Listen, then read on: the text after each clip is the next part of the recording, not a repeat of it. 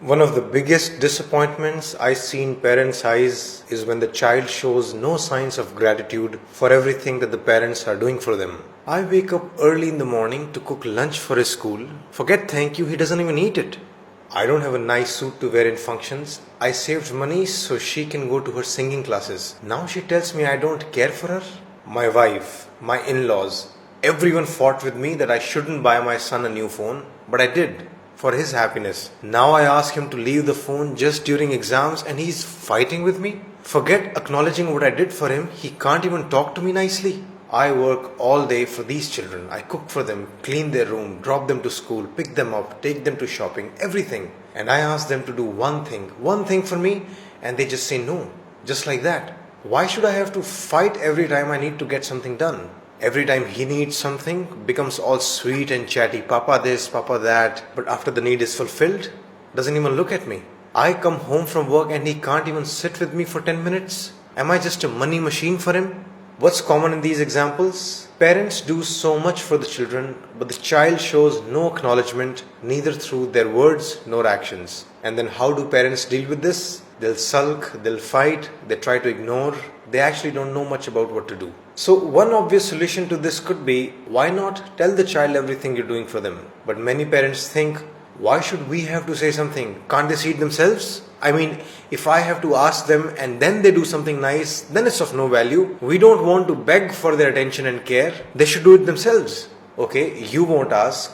They're not doing it on their own. What's the solution then?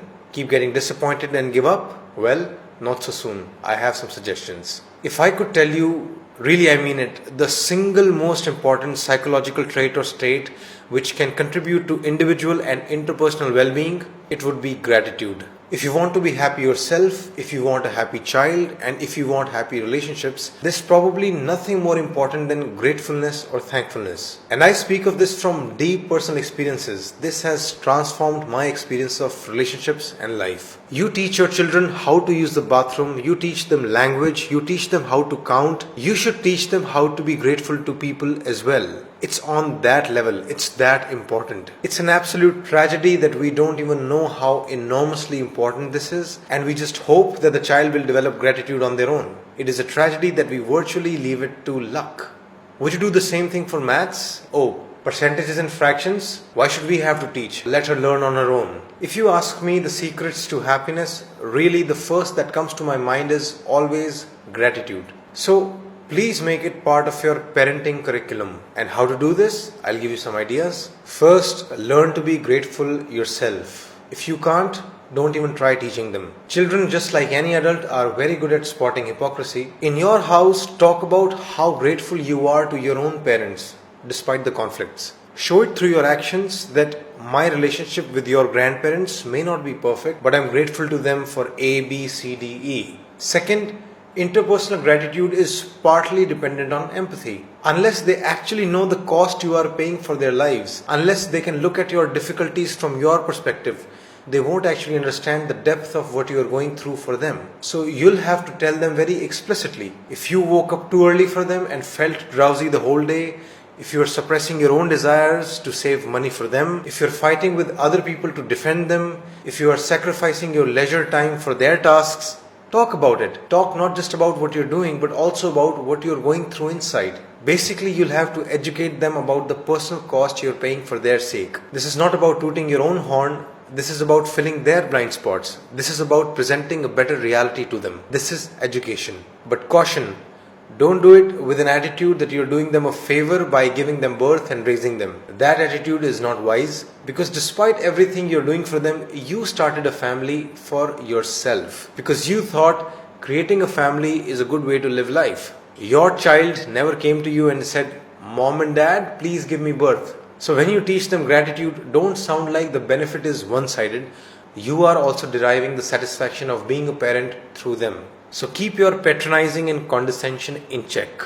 And once they understand the efforts you are making for them, once they have some empathy with your struggles, that will then become the basis for their thankfulness towards you. Finally, if you want them to notice your efforts on their own, that also needs to be executed systematically. Sit down with them every day or alternate day or at least every Sunday and ask them, in the past 1 week, What are the things that you are thankful for towards me and your dad? This sounds like an odd question, as if you are forcefully trying to get compliments. But remember, this is not about you. This is about them. They need to sit and think. It would be best if schools could do this, but they don't. It's not part of the syllabus. So you'll have to do it yourself. Literally, make them write the things that they are grateful for towards you on a piece of paper. Make it concrete. Initially, it might seem very synthetic and awkward, but gradually it will normalize and it'll sink in. In summary, make gratitude the religion of the house. Practice it yourself. Teach it to your children consistently. Let me know in the comments the issues that you are dealing with. I'll make videos on them. My audiobooks on parenting are now available on my website. Keep checking because I will upload new ones regularly. There's going to be a lot of new ideas in those audiobooks which you'll find very useful. By the way, you can also buy audio of this video for repeated listening and as a gesture to support me. If you want to see me grow faster, you can help me in two ways. First, if you are feeling generous, please make a donation. I'll use it to hire video makers and researchers. Second, do like my Facebook page, subscribe to my YouTube channel and press the bell icon for notification. Please do it right now. If you need counseling for yourself, for your child or for your relationship, you should book appointments with me. To book an appointment, please go directly to my website page sridharlifeschool.com/counsel and fill the application form there. Just to inform, I get a lot of inquiries for counseling.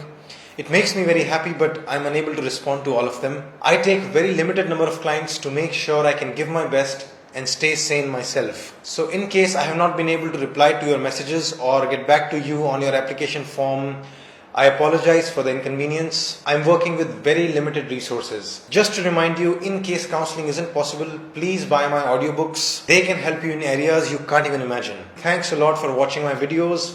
You are giving me your time. That's the best gift. I really am very grateful.